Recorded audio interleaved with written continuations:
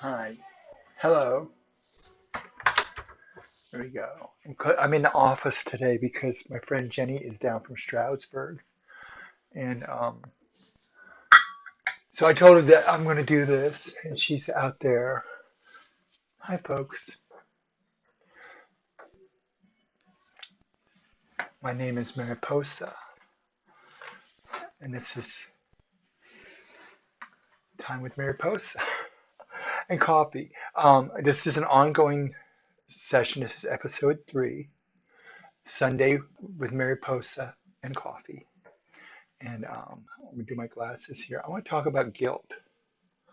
Okay. Um, so there's guilt that, how can I put this? I've had guilt most of my life. Felt guilty about something all the time, which is like really not good. I've expressed before about my theory about nerves and the way that the human brain is just a ball of nerve connections.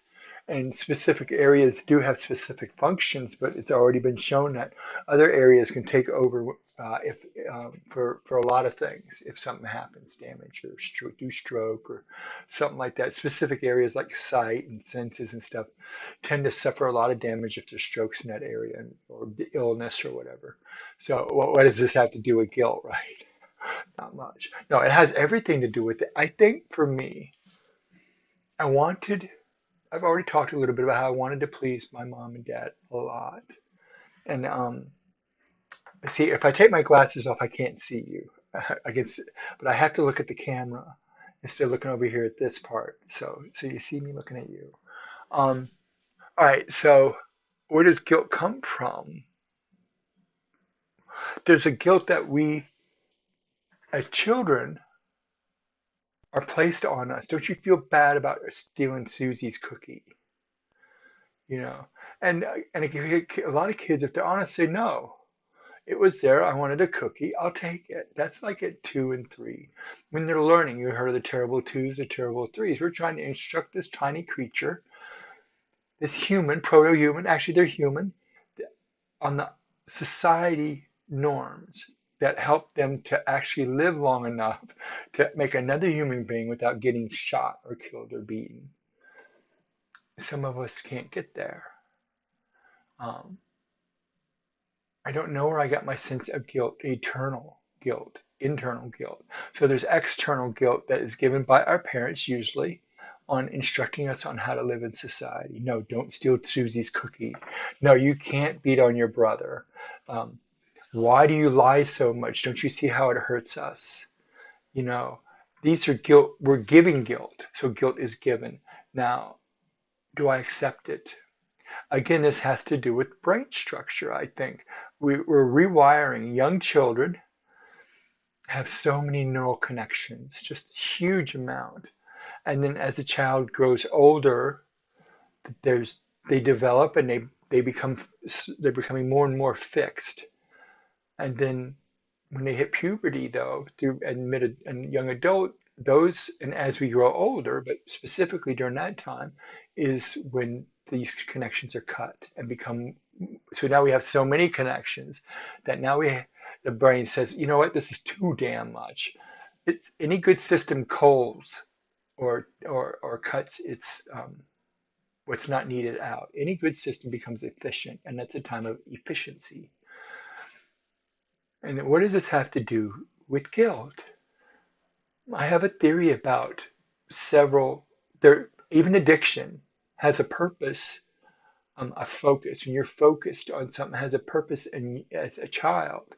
But I think that as you get older, not addictions per se, which is a harmful thing, but addiction in the ability to stay singularly focused on something. Um, but it doesn't shut off. So now we're training ourselves, our young selves, and we're being trained, and we want to please. I wanted to please. Oh, I did not want mom and dad mad at me ever. I was This is an old. It was it. My mom and dad were right. The only way that I would listen was being beat. I wouldn't listen, and all they wanted me to do was to behave so they wouldn't have to, We must have been obnoxious, to be honest with you, to be whipped as many times as I remember. It was customary. It still is in some circles, most of the world. I think it's still customary to beat your children. And I'm going to use a single term for beating, and it's going to be beating or whipping. I'm sorry, I said a single term. I'm going to use many terms if they come to me in corporal punishment, in striking, or blows, slaps, spankings. I'm not against them. I think a swat on the butt I think a swat on the butt of a toddler, right, or a very early young toddler with a diaper on is different from um, a strapping, as we used to call it. When your dad would break out his belt and he would just strap the hell out of your ass and the back of our legs. This is child abuse right now, but what it taught me was don't piss off your parents. Don't make them mad because they're going to get you. My mom is very, very linguistic. She's very knowledgeable on how to speak. She knows a lot of words, college levels, and she could throw the guilt bomb at you. And I fell for it every time because I just wanted them to be happy with me. I still fall for it. So what happens is I got trained to feel guilty.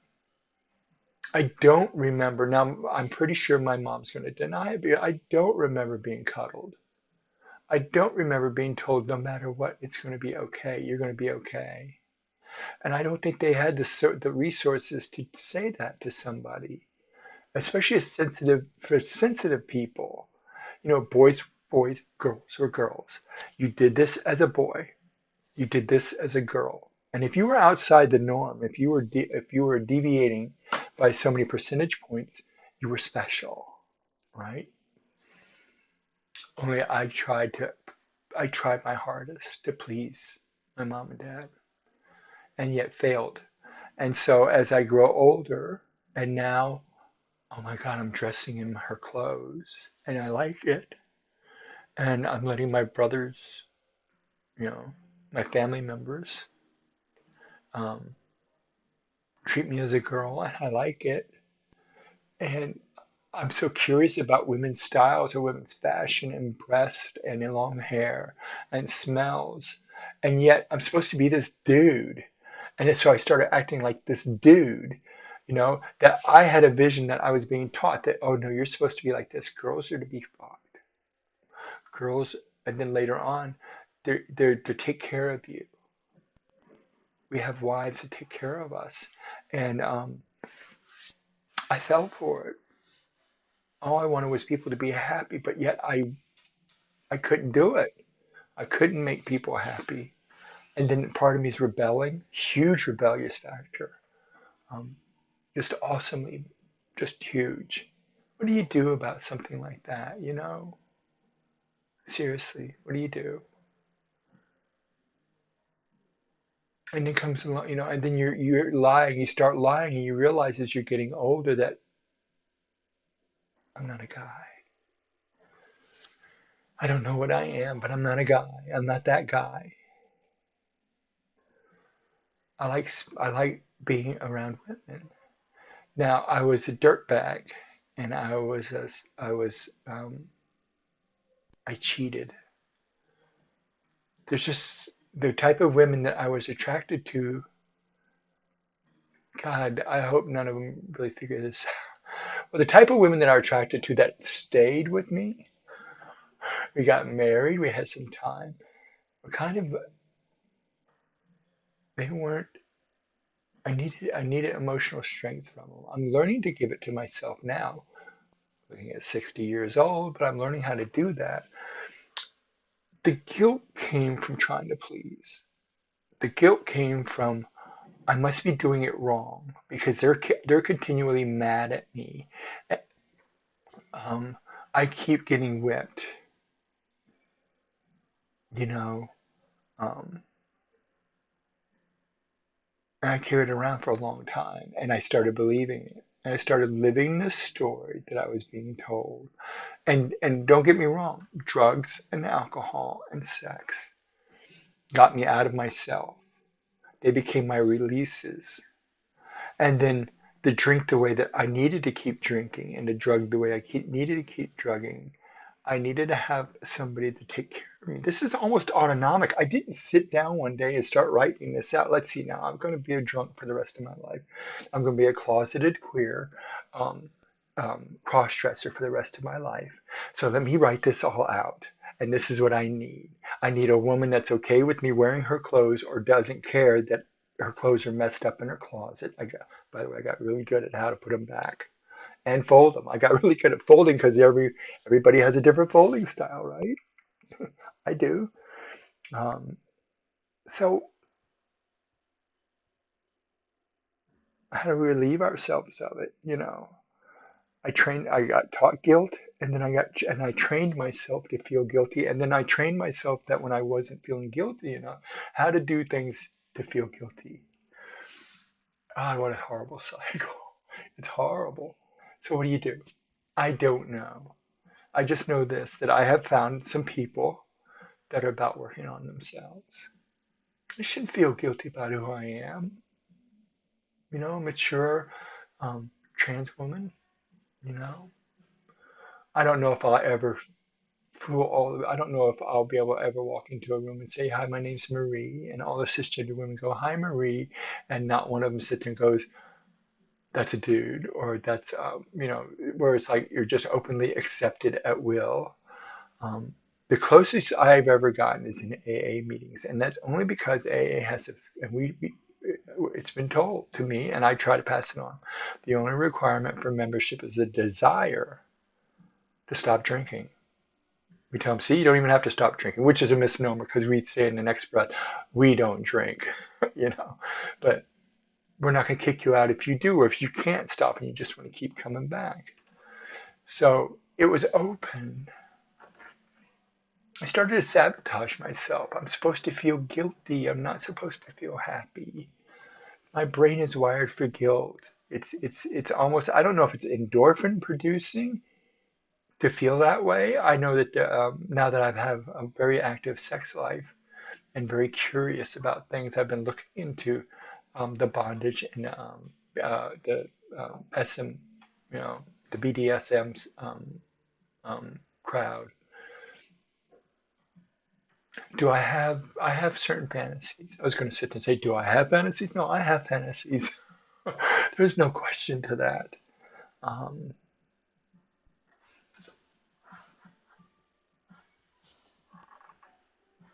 if you kill somebody out of rage, or if you're doing something illegal out of rage, or whatever, or illegal that takes a human life, I believe you should be punished for it or atone for it. I think atone is better. Punishment, I don't know. What is punishment? It's a penance, it's a thing you serve for doing a wrong. That's a punishment. It's a thing to endure. I was punished because I wouldn't shut up. I was punished because I lied. I was punished because I wouldn't do the work. I was punished. Um, Later on, I was punished because a girl and I had sex and she got pregnant. And I decided to go to my parents for help. I've been to my parents for help. And I've said, help me. Instead of saying, I don't know how to help you, let's find out, it's like, you're wrong. This isn't right. You know, I think you're doing this or I think you're doing that. It was accusatory. It wasn't like, why would you think like that? It wasn't that. It was like, you're just following the crowd. Many people. So I'm trying to keep this on guilt, by the way. But maybe it's the diatribe of talking. Maybe it's the talking off topic and coming back like a lot of people do. Um, wow, looking at myself. I'm looking at myself. Look at myself. Look at myself. Um, my messy. Oh, this thing is horrible. Oh my gosh. Okay, you get to see. So I did this the last time, or two times ago. Let's turn this. Oh wow, we're gonna go this way. So we're gonna do it this way, and let's see. There we go. So there, I love that's my screen, right? And then my friend gave me that in lieu of a television. There's my chalkboard. I'll hold it so you can read. It's got some AA stuff. There's a little bit of scribble down there below the above the sewing machine. Jenny put that there. There's my sewing machine with some work on it. We'll go this way. There's my keyboard and a stack of papers. We'll come back around this way. And my laptop and my printer. It's a picture of Portage Glacier in Alaska my brother took, and some other paintings and stuff. And it's just messy. There's Pink Floyd that I'm going to get rid of. I think I'm going to move this. Oh, I know what I'm going to put over there. See that right there? Back there. See that? Those are Japanese fans. I'm going to put that up there. I'm going to get rid of that and give it to some teenager and let them have fun with it. I'll put that back and we'll turn it back around. There we go. That's my messy ass office. Okay. Let's see how much time we had. Oh, I think we're about done. So, guilt. Can you break it? Yeah. I think you can break the internal cycle. If you're guilty, if you do a wrong for pleasure, I don't know what that is. That's an abnormality, and I know that they exist. But I think for myself, I don't want to feel it anymore. I try not to hurt people. I try to pay my bills on time, and I try to be a good soul. Um, I do have sex quite a bit. I come to find out quite a lot. Once a week, sometimes twice a week. I do get checked up. Guys like me. Basically, it's been gay guys that want to, a chick with a dick. Um, Eventually, I won't have one. They'll probably go away. Then the market gets flooded because then I become another girl. Right now, I'm a unicorn. I'm a unique. I'm a project. Oh, I've never been with a transgender person before, so I don't feel guilty about who I am for the most part until I do. But I'm learning to break that cycle of getting rid of the useless guilt, the unneeded guilt, the 100 forms of fear that are talked about in AA's book. You know, needless guilt. I don't need it. I'm doing the best I can and live the best I can. I love you all. Happy holidays. Namaste. Love you. Bye.